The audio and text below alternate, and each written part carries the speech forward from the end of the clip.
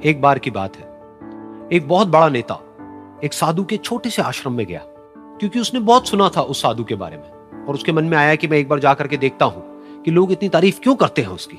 तो जब वो उस आश्रम में गया तो वहां पर एक छोटा सा कमरा था जहां पर एक कालीन बिछा हुआ था। वहां पर कुछ लोग बैठे हुए थे नीचे और साधु जी सामने बैठे हुए थे। कुछ सवाल जवाब चल रहा था। तो जैसे ही वो अंदर गया, वो अकेला नहीं था, उसके साथ में 4 बॉडीगार्ड्स भी थे और उसको ये आदत थी कि जहां पर भी वो जाता था लोग अपनी जगह से खड़े हो जाते थे, उसकी तरफ देखते थे, हाथ जोड़ते थे, अपना सर झुकाते थे। लेकिन यहां पर ऐसा कुछ भी नहीं हुआ। साधु ने उसकी तरफ देखा तक नहीं, क्योंकि वो साधु किसी के सवाल का जवाब दे रहे थे। लेकिन नेता को इस बात पे गुस्सा आ गया। नेता को लगा कि ये मेरी बेइज्जती है। तो उस नेता ने साधु की बात को बीच में ही काटते हुए थोड़ा गुस्से से कहा, मैं आपसे कुछ कहना चाहता हूं। साधु ने उसकी तरफ देखा और बोले, आप थोड़ी देर रुकिए, पहले मैं इनके सवाल का जवाब दे लूं, उसके बाद में मैं आपसे बात करूंगा। तब तक अगर आप चाहें तो आप बैठ सकते हैं। बस साधु का इतना कहने की देर थी, नेता का चेहरा गुस्से से लाल हो गया और फिर उसने अपना सारा गुस्सा उस साधु के ऊपर निकाल दिया। अभी तक वो नेता बहुत ही तमीज से बात कर रहा था, यानी कि आप कह करके बात कर रहा था। अब वो तू तड़ाक पे उतर आया। नेता ने उस साधु को कहा, तुझे पता भी है मैं कौन हूं और तू किससे बात कर रहा है?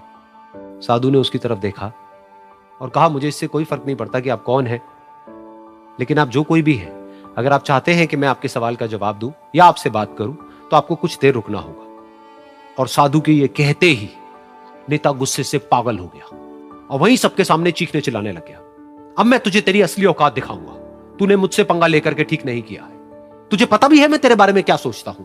साधु ने फिर से उसकी तरफ देखा और बड़े ही प्रेम से कहा कि मुझे इससे कोई फर्क नहीं पड़ता है कि आप मेरे बारे में क्या सोचते हैं। आप जो चाहे वो मेरे बारे में सोच सकते हैं। फिर उस नेता ने बोला कि तू चाहे सुनना चाहता है या नहीं, लेकिन मैं तुझे बताऊंगा यही सबके सामने कि मैं तेरे बारे में क्या सोचता हूं। तू एक बहुत ही घटिया इंसान है।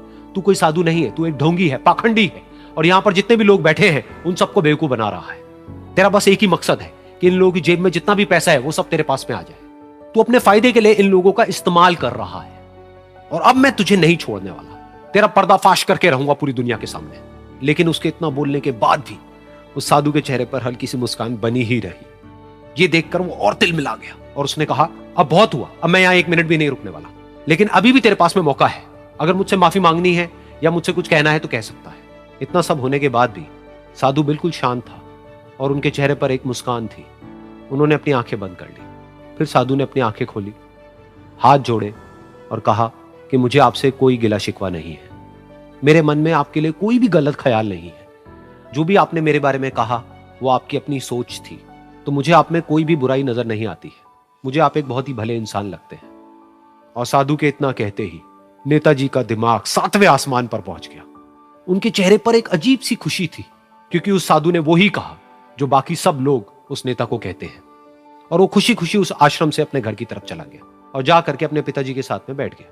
उसके पिताजी की आंखें बंद थी और वो ध्यान में थे। पूरी जिंदगी उन्होंने सिर्फ लोगों की सेवा करी और बदले में कुछ भी एक्सपेक्ट नहीं किया। तो थोड़ी देर बाद जब उन्होंने अपनी आंखें खोली और देखा अपने बेटे को अपने साथ बैठे हुए, तो उनके बेटे के चेहरे पर आज एक अजीब सी खुशी थी जो आज से पहले उन्होंने कभी नहीं देखी थी। फिर उसने एक एक करके सब कुछ बताया कि आज क्या हुआ, किस तरह से वो आश्रम गया, वहां पर क्या हुआ, उसने क्या कहा, उन्होंने क्या कहा। तो जब इसके पिताजी ने पूरी बात सुनी तो थोड़ा सा मुस्कुराए और अपने बेटे को देख करके बोले कि उन्होंने तुम्हारी तारीफ नहीं करी है, क्योंकि उन्होंने वो नहीं कहा कि जो तुम हो, उन्होंने वो कहा कि जो वो खुद है। और तुमने जो भी कुछ उनको कहा वो नहीं कहा कि जो वो है, बल्कि तुमने वो कहा जो तुम खुद हो। यही बात वेदों में भी कही गई है, यथा दृष्टि तथा सृष्टि। ये दुनिया तुम्हें वैसी नहीं दिखती है जैसी कि ये दुनिया है। ये दुनिया तुम्हें वैसी दिखती है जैसे तुम खुद हो। जिसकी नजर जैसी है उसके लिए ये दुनिया वैसी ही है। तो अगर तुम अपनी दुनिया को बदलना चाहते हो तो उसका सिर्फ एक तरीका है, अपनी नजर को बदलो।